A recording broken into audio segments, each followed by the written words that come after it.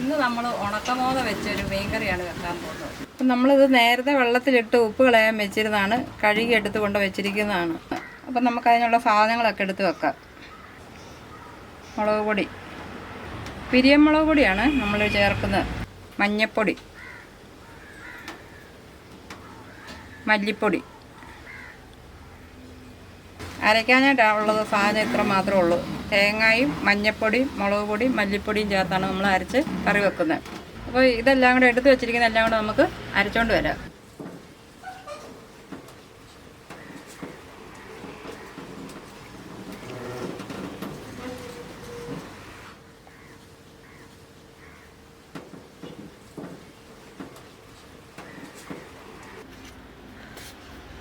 അപ്പം നമ്മൾ അരച്ച് കൊണ്ടുവന്നിട്ടുണ്ട്.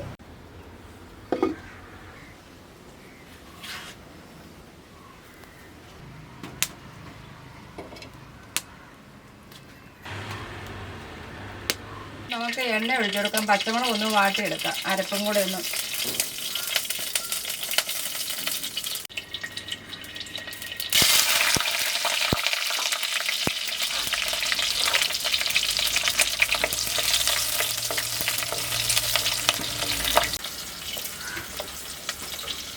സാധനം കരിവേപ്പിലയും കൂടെ ഇട്ട് കൊടുക്കാം.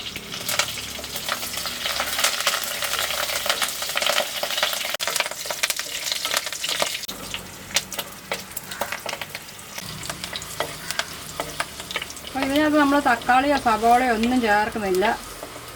നമ്മളല്ലാതെ വെക്കുന്ന ഒരു മീൻകറിയാണ്. വളരെ എളുപ്പത്തിൽ വെക്കാവുന്ന ഒരു മീൻകറിയാണ് വെക്കുന്നത്.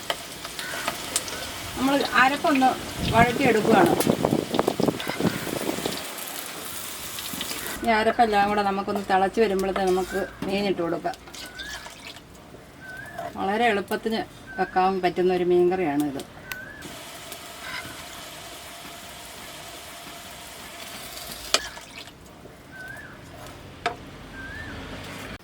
അപ്പം നമ്മൾ കുടംപുളി ഒരു 3 കഷ്ണം ചേർത്ത് എടുത്തിട്ടുണ്ട്. അത് കഴുകി വെള്ളത്തിലിട്ടിരുന്ന അത് ഒഴിച്ചു കൊടുക്കുക അങ്ങോട്ട്.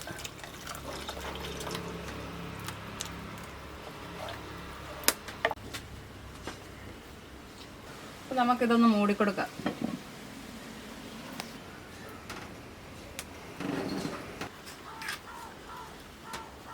അപ്പം തിളച്ചിട്ടുണ്ട്. നമുക്കിനി മീൻ കഷ്ണം ഇട്ട് കൊടുക്കാം.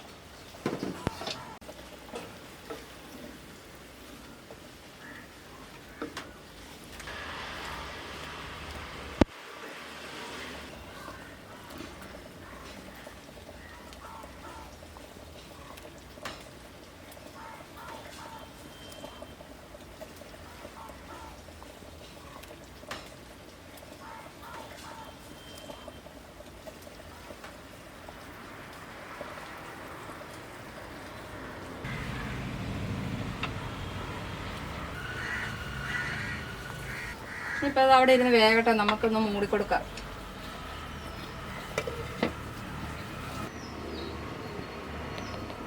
അപ്പം നമുക്ക് മൂടി ഒന്ന് പൊക്കി നോക്കാം.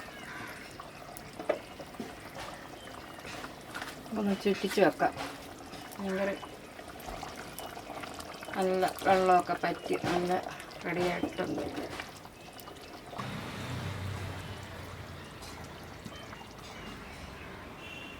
നമ്മുടെ ഉണക്ക മീൻകറി റെഡി ആയിട്ടുണ്ട്.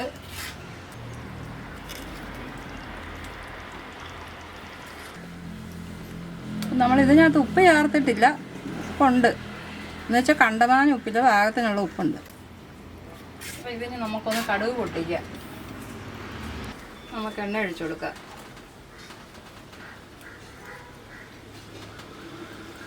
അപ്പോൾ എണ്ണ ചൂടായിട്ടുണ്ട്. നമുക്ക് കടുക് ഇട്ട് കൊടുക്കാം.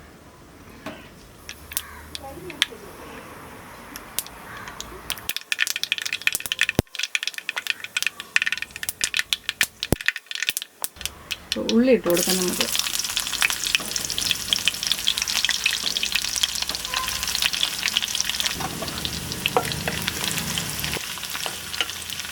കടുക് പൊട്ടിക്കാൻ മാത്രമേ ഉള്ളൂ ഉള്ളി എടുത്തിട്ടുള്ളൂ. അല്ലാതെ നമ്മൾ ഉള്ളിയോ തക്കാളിയോ ഒന്നും ചേർത്തിട്ടില്ല.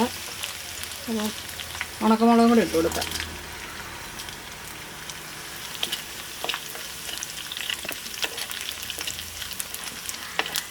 നമുക്ക് കരിവേപ്പിലയും കൂടെ ഇട്ട് കൊടുക്കാം.